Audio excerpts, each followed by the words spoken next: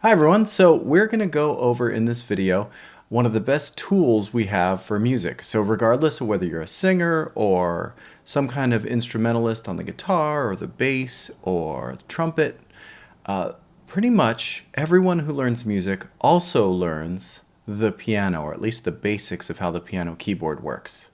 And the reason for it is because it's this really logical layout of how the sound works, and it's got an enormous range, so the notes go really deep and really high, and which can basically encompass the notes of almost any instrument. So it's a great tool for composers, it's a great tool for musicians in general. So I want to show you a quick tool that I love from musictheory.net. So they have this awesome pop-up piano. So you go to musictheory.net, click Tools, go down to Pop-Up Piano, and you will get a pop-up piano. So I'm going to close that site. So glad that this exists. It's so nice. Okay, I think I've got everything set up nice so where we can see everything. Let's talk about how the piano keyboard works. So the pop-up piano here from musictheory.net has a play function where you can just click on the keys and hear them, or you can mark, which is really nice too. So if you're doing an exercise or something and you need to figure out the notes and keep a couple of notes in mind, it's got this great mark feature too. It's really cool. And then I can clear that if I need to. I'm going to go back to play. Okay, so as we can see, the piano keyboard is lots and lots of these white keys, and then every once in a while there are these sets of black keys. So white keys and black keys more or less alternate, but if it was strict alternation, if it always went white, black, white, black, white, black, white, black, we'd have a real problem because our eyes would never be able to figure out where we were in the spectrum of the musical alphabet. So having this asymmetry of two keys and then two white keys in a row, and then three black keys, and then two white keys in a row, and then two, and then three, and then two. You can see how the pattern repeats, right? Two keys, three keys. These are going to let your eyes very quickly figure out which key you're on, whether it be a black key or a white key. And the first key to learn, the first note to learn on the piano keyboard is the one that's just to the left of the pair of two, and it happens every time there is a pair of two black keys. So I'm going to click on this guy and you'll see we have a C every time we have the white key to the left of the two black key pair. The next thing we do is name all the other keys, the white keys, as notes of the musical alphabet, so A through G. So if we know where C is, if we go right on the keyboard, it goes up the music alphabet, and if we go left, it goes backwards in the music alphabet. So I'm going to put in the rest. So you notice here's our C's, and we know one key to the right is up in the alphabet, D, E, F, G. We hit G, that's the last letter of the music alphabet, and so it resets at A at the next key. So C, D, E, F, G, A, B, and then repeat. And you'll notice that every key always lines up, all the letters line up in the same spot each time our pattern of black and white keys repeats. Okay, so next thing. The piano keyboard has more than just the letters from the musical alphabet, so more than just 7.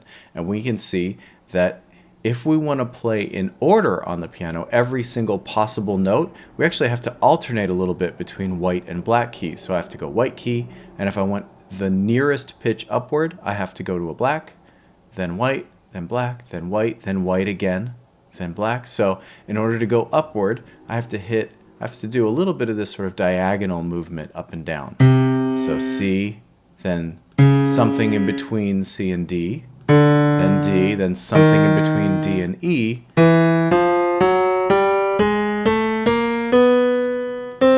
and you'll notice there are 12 total steps to get from this C to this C, which is actually 13 again. So 1, 2, 3, 4, 5, 6, 7, 8, 9, 10, 11, 12, repeat at the 13th, right? So 12 total different pitches on the piano that are expressed there. And we call that a chromatic scale when we hit every possible pitch up through those notes. Now there's another important feature of the piano keyboard that we're going to talk about a lot, and that's about how far apart different things are. So if I mark C and D, notice I have a black key in between them. So I need to go up twice in my chromatic scale, right? Up 2 keys in order to get from C to D. We call that, moving up 2 keys, the spacing of 2 keys, a whole step. So a whole step is going from C to D, for instance. Or, say from whatever this black key is, a whole step up is still going to be 2 keys over. So one to the next white key and another to the black key. So notice I have a whole step here, right? 1 key in between. I also have a whole step from a black key to a white key here. Notice 1 over, second 1 over. So anytime we move over 2 keys, we get a whole step. And guess what it's called if you just go up 1 key? A half step. That begs a bit of a question. What do we call these in-between black keys if all the musical alphabet letters are taken up by the white keys? And that's where we get to things called accidentals. There are a total of about 5 that we use pretty commonly, and we're going to focus on just 2 right now. So a sharp looks like a hashtag here. A sharp, it's actually called an octothorpe. That's the official name for that symbol. So that guy tells the musician, move up 1 key. Again, it's called a sharp. Move up by 1 half step, so 1 key to the right. So if I have a C, then if I had a C with a sharp on it, C sharp, it would just say move up 1 key. So this spot on the keyboard can be called C sharp. Now the other type of accidental goes the opposite direction. This kind of lowercase b looking symbol means go down a half step. So if I have a D here and I want D with a flat on it, D flat means move left 1 spot. So this key can also be called D flat, which means almost every key on the piano can have more than 1 name. I can call this an E, right? C, D, E. I could technically call this some version of E sharp. I can call this some sort of E flat. I can call this D sharp because this is a D and I can move right 1 and I get sharp, right? So it's just about knowing where the regular letters are and then knowing what the instruction is if you see a symbol on that letter, right? So if I see a C sharp, I know I think C and move right 1. If I see a C flat, I have my C key right here. I just move left 1 spot lower. When we do have multiple names for the same key, so technically this is both C sharp and D flat, C sharp and D flat are enharmonic names or enharmonic spellings of that key, meaning both keys have the same sound, right? So C sharp and D flat are 2 ways to spell or 2 ways to instruct someone to play this key, but they both sound the same, right? It's 2 ways to get to the same destination, right? So C sharp, D flat are enharmonic because they sound the same, right? You can almost think in harmony, right? So enharmonics. So notice that C sharp and D flat occupy the same place, and D sharp and E flat occupy the same space, right? So we have multiple ways to call these, but this doesn't only get restricted to black keys. This also works on white keys. So a B moved up is B sharp, right? A B moved to the right 1 is B sharp, and that is the same sound as C. So really I have a choice. I don't have to call this key C. I could also call it B sharp, and maybe there's even another name for it. The most common keys that you'll see these sharps and flats are, though, are on the black keys. It's much more rare to find them on the white keys. So it's more likely you're going to see a C over a B sharp. But if those are going to have some more common spellings, it's going to be B sharp and C and E sharp and F, or the flat version. So F moved down 1 is the same as E. So F flat and E are the same sound, and so is C flat and B. But again, you're more likely to see the regular name, but you need to also be aware that, oh, this key has more than 1 name, and I need to make sure I memorize how to get there. Really, you don't need to memorize 3 or 4 names for every key. What you need to memorize is where the white keys are, and then what to do if you see the symbol. So if I'm thinking when I'm playing, I'm not going to think oh, this is B or C flat or some kind of other thing. Instead, what I'm going to do is just think, I see a C, I know where that is, and if I see a sharp on it, I move a little to the right, and if I see a flat on it, I move a little to the left, right? So one key to the right or one key to the left for sharps and flats. Okay, last thing to do in this video is to just practice a little bit. So you may get questions that look a little bit like this. There's a highlighted key, and you're asked to give it a name. And of course, those are going to start with the most simple version of the piano keys, which is just the white keys, right? And no sharps or flats included.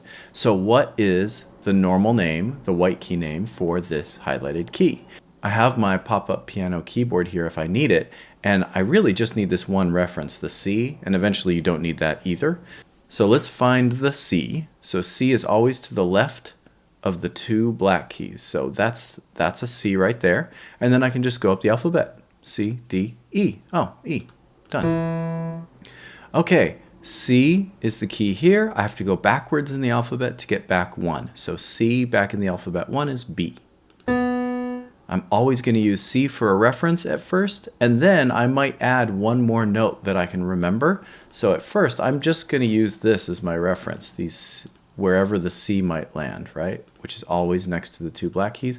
But eventually, I might also want to have this guy as a reference. So the key that's to the left of the two black keys, and then maybe a nice midpoint is the key that's to the left of the three black keys, which is F. So eventually, I want to be able to go from C and find my way, and then maybe go from F next and find my way. And then eventually I should just have all the white keys memorized.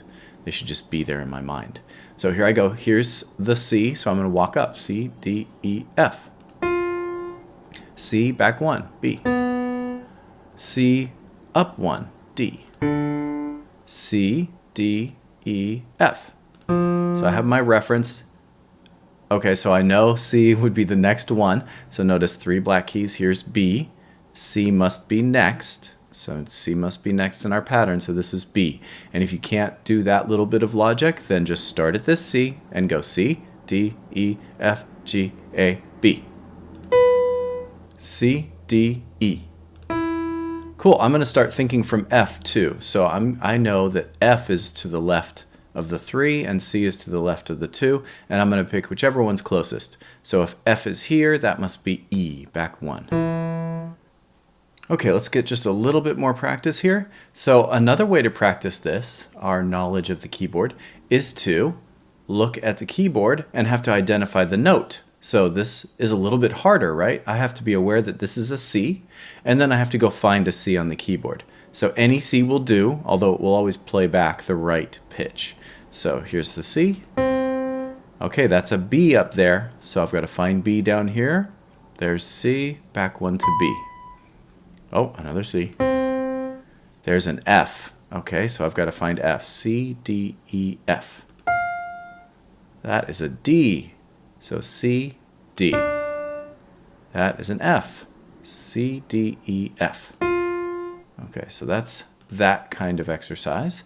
And then we may also have to deal with a little bit of flats and sharps. So here, I don't have the option of using E. I can't use the E because I don't have that option as a button.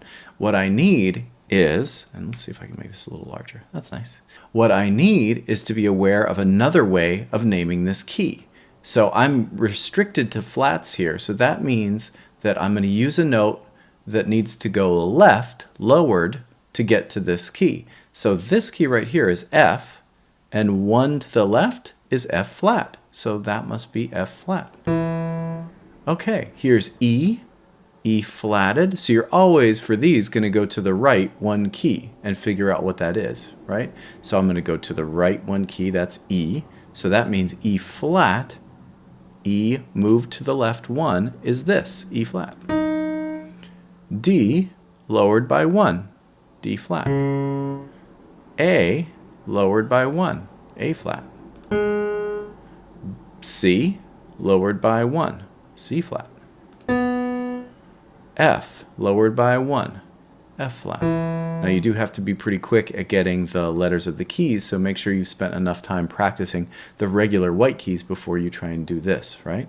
So here's the D, I need to go down 1. That makes that D flat.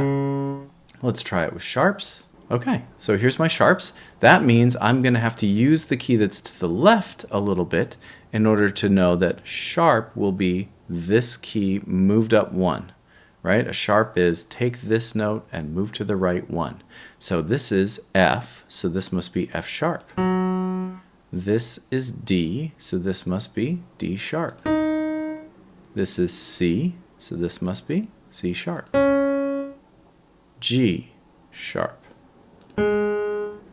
A sharp. F sharp. I'm waiting for a white key one. There we go. Here's an E. E raised by 1 is E sharp. Here's A. A raised by 1, A sharp. G raised by 1. B raised by 1. Cool. That's pretty much it. So whether you use the piano as a tool for a music class or music theory, or you want to use this as the start point for learning the piano, right? Learning where the notes belong on the keyboard is a perfect first step for learning the instrument. The piano will be your friend regardless. This keyboard and the layout is useful for so many things when it comes to music. Composing, arranging, all kinds of good stuff. So learn it, get fast at it, and see you in the next one.